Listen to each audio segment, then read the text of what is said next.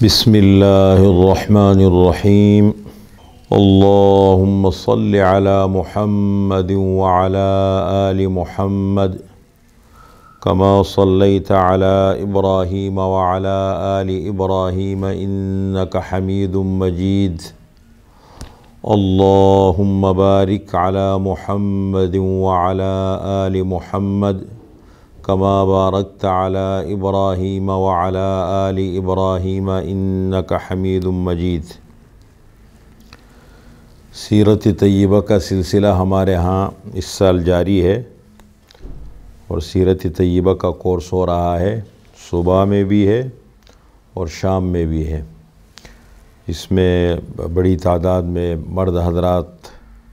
نوجوان اور خواتین شریک ہیں، سب کے لیے عام ہے۔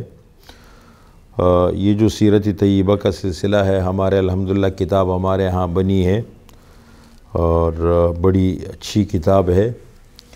اور اس کتاب کے اندر سب سے پہلے جو کچھ اسباق کو ہم نے لازم کیا ہے۔ کچھ اسباق ایسے ہیں جب کتاب ہم پڑھتے ہیں باقی مضامین تو ہم سمجھا دیتے ہیں، لیکن کچھ اسباق ایسے ہوتے ہیں جو سب کے لیے لازم ہے کہ وہ ان اسباق کو یاد بھی کریں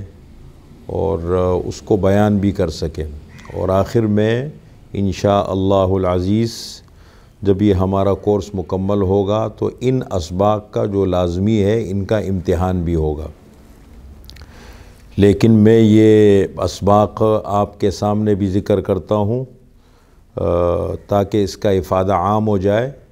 ایک تو اپنے ساتھیوں کے لیے لازم ہے، جو ہمارے حضرات ہیں، خواتین ہیں، ان کو بھی یہ پہنچے تاکہ سمجھنے میں آسانی رہے،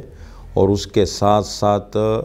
اس کو عام کیا جائے تاکہ دوسرے لوگ بھی اس سے فائدہ اٹھا سکیں،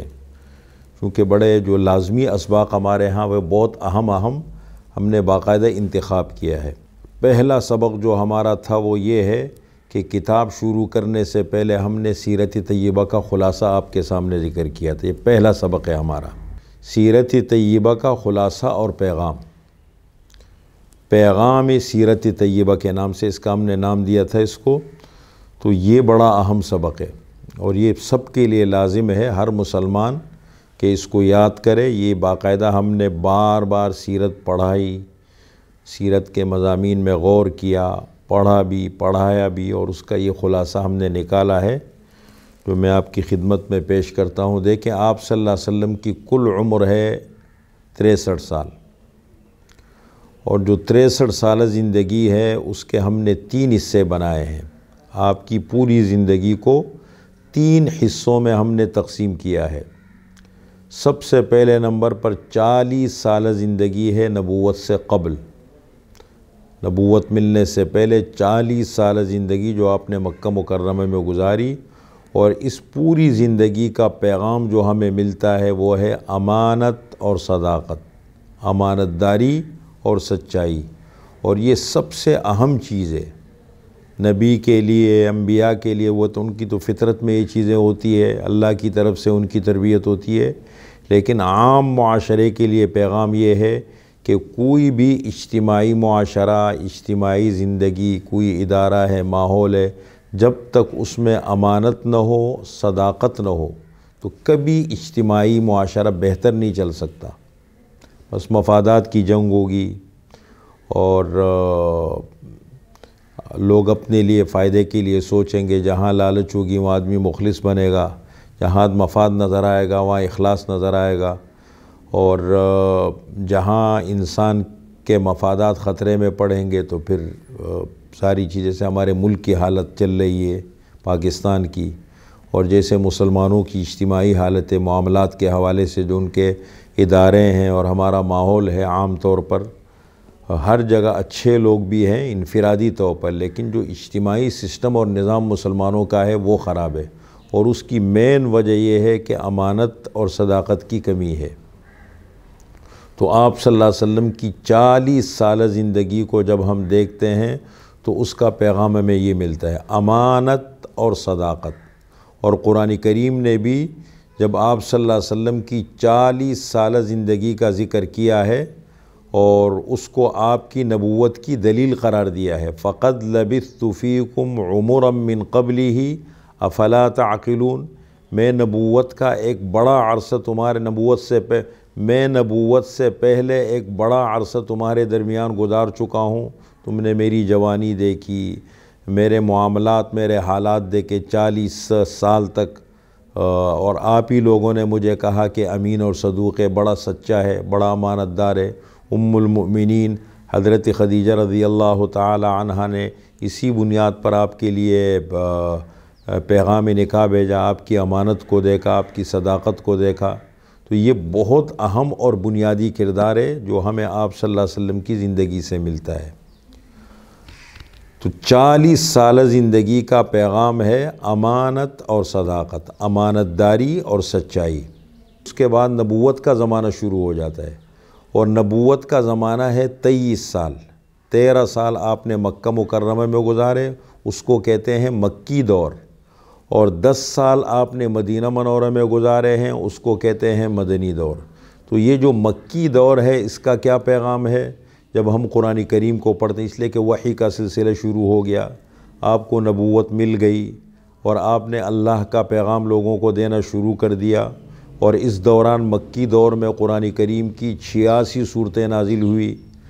تو ان 86 صورتوں کو جب ہم پڑھتے ہیں، ان کے مضامین میں غور فکر کرتے ہیں، اور آپ صلی اللہ علیہ وسلم کی 13 سالہ زندگی کو ہم پڑھتے ہیں، اس میں غور و فکر کرتے ہیں، تو ہمیں 2 بنیادی پیغام ملتے ہیں، ایک ہے ایمان اور ایک ہے اخلاق۔ ایمان اور اخلاق کی آپ نے دعوت دی ہے اور تعلیم دی ہے، اور بالفاظ دیگر عقائد اور اخلاق کی تعلیم۔ ایمان اور عقائد ایک ہی چیز ہے، آپ نے عقائد کی تعلیم دی ہے، توحید کیا ہے، رسالت کیا ہے، قرآن کریم کی حقانیت اور صداقت کیا ہے، قیامت کیا ہے، اور انہی 2 چیزوں کی بنیاد پر جو مین مسئلے تھے وہ 2 تھے۔ آپ نے توحید کی دعوت دی، آپ نے قیامت کی دعوت دی، اور اسی بنیاد پر آپ کی مخالفت ہوئی، قرآن کو انہوں نے جھٹلایا، آپ صلی اللہ علیہ وسلم کی رسالت کا انکار کیا، مخالفت کی۔ تو 13 سالہ مکی دور کا خلاصہ ہے، اور اس کا پیغام ہے ایمان اور اخلاق کی دعوت اور تعلیم۔ پھر اس کے بعد آپ نے ہجرت فرمائی، مدینہ منورہ تشریف لے گئے، وہاں آپ نے 10 سال گزارے ہیں، اور اس کا جو خلاصہ، چونکہ مسلمانوں کی جو اجتماعی زندگی کا آغاز ہوتا ہے وہ ہجرت کے بعد شروع ہوتا ہے۔ مسلمانوں کو مرکز ملا، مسلمانوں کو آزادی ملی، اور آپ صلی اللہ علیہ وسلم نے مسلسل پھر آپ نے وہاں کام کیے ہیں، جس کا خلاصہ نکلتا ہے تنظیم اور اقامت دین۔ آپ نے صحابہ کو تنظیم کا طریقہ سکھایا، مل جل کے کیسے رہنا ہے، ذمہ داری کو کیسے سنبھالنا ہے، عہدہ ملے،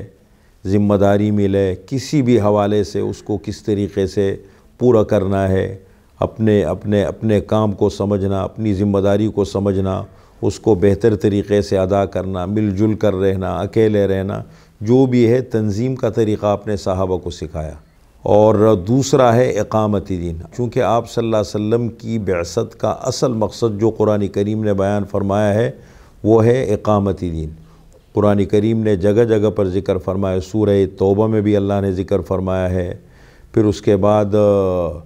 سورہ صف کے اندر بھی اللہ نے ذکر فرمایا ہے، سورہ فتح میں بھی اللہ تعالیٰ نے ذکر فرمایا ہے، وَالَّذِي أَرْسَلَ رَسُولَهُ بِالْهُدَى وَدِينِ الْحَقِّ لِيُظْهِرَهُ عَلَى الدِّينِ كُلِّهِ وَلَوْ كَرِهَ الْمُشْرِكُونَ۔ اللہ تعالیٰ نے اپنے پیغمبر کو ہدایت دے کر اور دین حق دے کر بھیجا ہے، تاکہ اللہ تعالیٰ کا یہ دین پوری دنیا کے اندر غالب ہو جائے۔